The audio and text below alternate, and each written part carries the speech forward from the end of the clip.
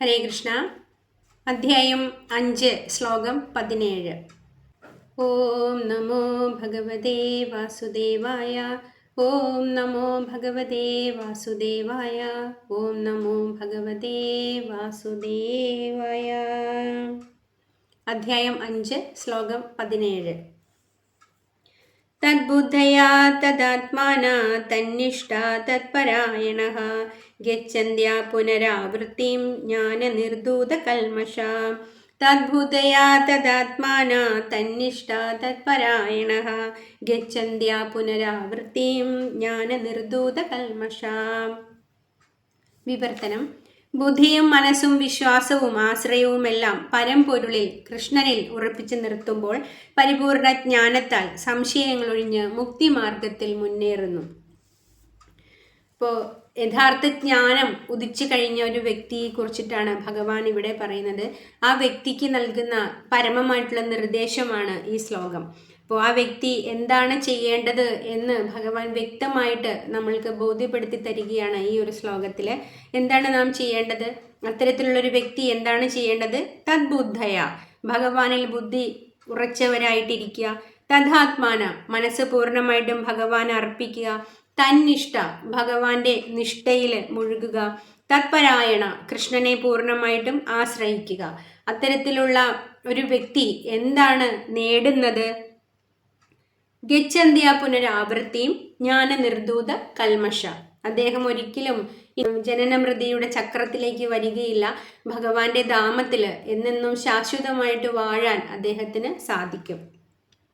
ഇപ്പോൾ കൃഷ്ണനാണ് പരമമായിട്ടുള്ള സത്യം. ഇത് മനസ്സിലാക്കലാണ് ഏറ്റവും വലിയ അറിവ് എന്ന് പറയുന്നത്. ഇപ്പോൾ ഭഗവത്ഗീതയുടെ പല ശ്ലോകങ്ങളും നമ്മൾ ശ്രീ ഭഗവാൻ ഉവാച എന്ന് തലക്കെട്ടോടുകൂടി വായിക്കാറുണ്ട്, അല്ലേ? അപ്പോൾ ഭഗവാൻ കൃഷ്ണൻ ഇവിടെ പ്രഖ്യാപിക്കുകയാണ്, ഞാനാണ് ഭഗവാൻ എന്ന് പ്രഖ്യാപിക്കുകയാണ് ചെയ്യുന്നത്. ഇപ്പോൾ നമ്മൾ പരമസത്യത്തെ മനസ്സിലാക്കുന്നത് 3 തലങ്ങളിലാണ് എന്ന് ഇതിനു മുൻപത്തെ ക്ലാസ്സുകളിൽ പറഞ്ഞിട്ടുണ്ട്.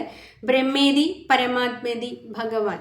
അപ്പോൾ ഈ ബ്രഹ്മസാക്ഷാത്കാരവും പരമാത്മ സാക്ഷാത്കാരവും എന്ന് പറയുന്നത് അപൂർണമായിട്ടുള്ള സാക്ഷാത്കാരമാണ്. യഥാർത്ഥ രീതിയിൽ പൂർണ്ണമായിട്ടുള്ള സാക്ഷാത്കാരം എന്ന് പറയുന്നത് ഭഗവത് സാക്ഷാത്കാരമാണ്.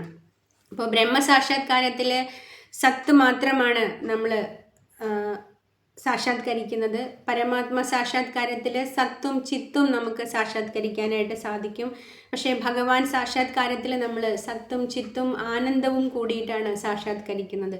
അതുകൊണ്ടാണ് ഭഗവാൻ സാക്ഷാത്കാരമാണ് പരിപൂർണമായിട്ടുള്ള സാക്ഷാത്കാരം എന്ന് പറയുന്നത്. ഇപ്പോൾ ആരുടെ മനസ്സ്, ആരുടെ ബുദ്ധി ഭഗവാനെ ആശ്രയിച്ചിരിക്കുന്നുവോ അവരാണ് യഥാർത്ഥത്തിൽ കൃഷ്ണാവബോധത്തിൽ ഉറച്ചു നിൽക്കുന്നത്. അങ്ങനെയുള്ള ഒരു വ്യക്തിയുടെ എല്ലാ സംശയങ്ങളും നീങ്ങുകയും അതീന്ദ്രിയ വിഷയങ്ങളെക്കുറിച്ച് അദ്ദേഹത്തിന് പൂർണ്ണ ജ്ഞാനം ഉദിക്കുകയും ചെയ്യും. ഇപ്പോൾ കൃഷ്ണാവബോധത്തിൽ നമ്മൾ നിലനിൽക്കുകയും അതിൽ പ്രവർത്തിക്കുകയും അതിൽ ഉറച്ചു നിൽക്കുകയും ചെയ്താൽ മാത്രമേ നമുക്ക് പരിപൂർണ ജ്ഞാനം കൈവരിക്കാൻ സാധിക്കുകയുള്ളൂ. നമ്മുടെ ജീവിതത്തിൻ്റെ പരിപൂർണമായിട്ടുള്ള ലക്ഷ്യം കൈവരിക്കാനായിട്ട് സാധിക്കുകയുള്ളൂ. അപ്പോൾ അതീന്ദ്രിയമായിട്ടുള്ള ഈ ഒരു ജ്ഞാനം നാം ആർജിക്കുന്നതിലൂടെ നമുക്ക് ഭഗവാന്റെ പരമപദത്തിലേക്ക് മുന്നേറാനായിട്ടുള്ള സഹായമാകുമത്. നമ്മുടെ പരമമായിട്ടുള്ള ലക്ഷ്യം കൈവരിക്കാനായിട്ട് നമുക്ക് സാധിക്കുകയും ചെയ്യും.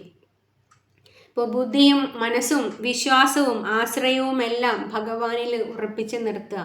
ബുദ്ധിയും മനസ്സും വിശ്വാസവും ആശ്രയവും എല്ലാം കൃഷ്ണനിൽ അർപ്പിച്ച ഒരു വ്യക്തിയുടെ ആ വ്യക്തി കൈവരിക്കേണ്ട ലക്ഷ്യങ്ങളെക്കുറിച്ച്, ആ വ്യക്തി കൈവരിക്കേണ്ട യോഗ്യതകളെക്കുറിച്ചിട്ടാണ് ഭഗവാൻ അടുത്ത ശ്ലോകത്തിൽ സംസാരിക്കുന്നത്.